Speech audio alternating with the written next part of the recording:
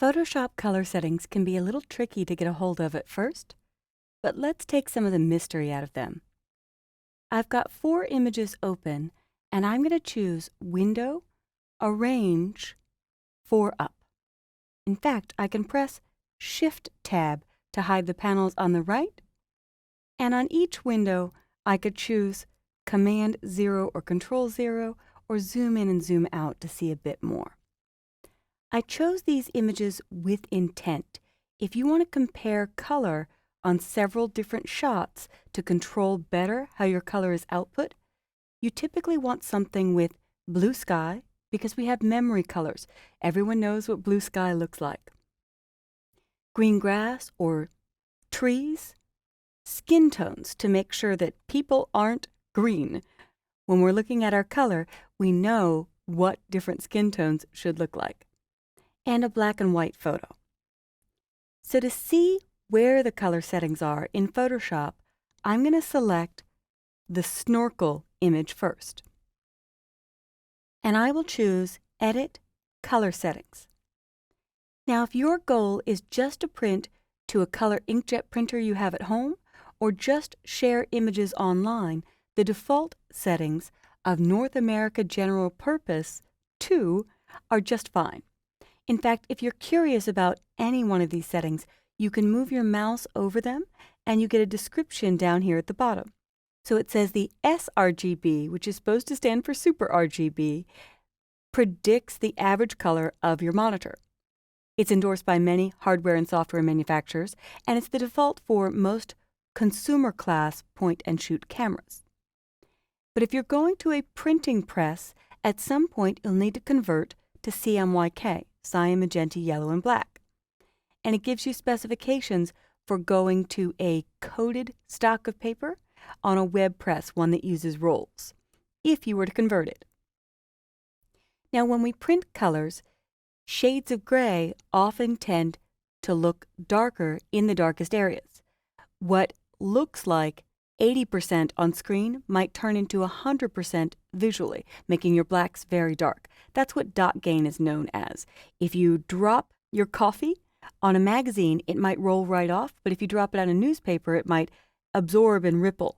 So if you look at thinner, less expensive stocks of paper, more ink is absorbed and the color is duller, and therefore it might gain more because of the spreading of the ink in the darkest areas. So that's just a brief explanation of what dot gain is. Now, to control your color in images, there are profiles that are embedded. A profile is technically an ICC profile, which stands for the International Color Consortium.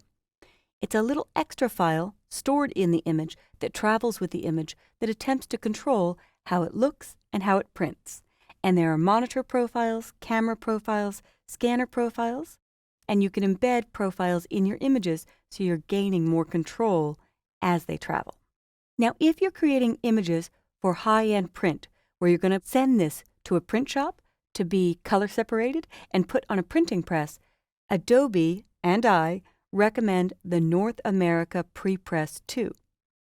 And when I choose North America Prepress 2, I'll see it switches to the preferred print color space of Adobe RGB 1998.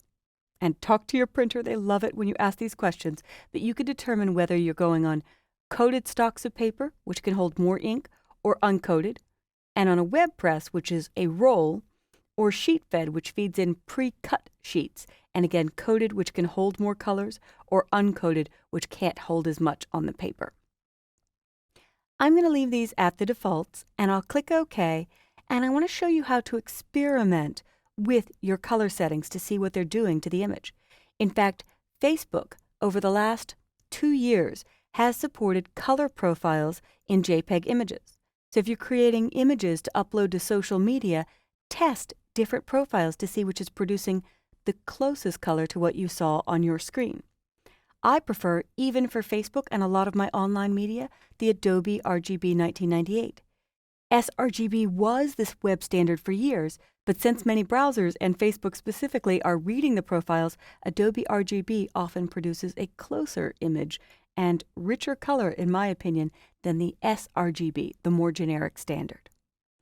So if I go to Edit, Assign Profile, this image had the default sRGB or Super RGB.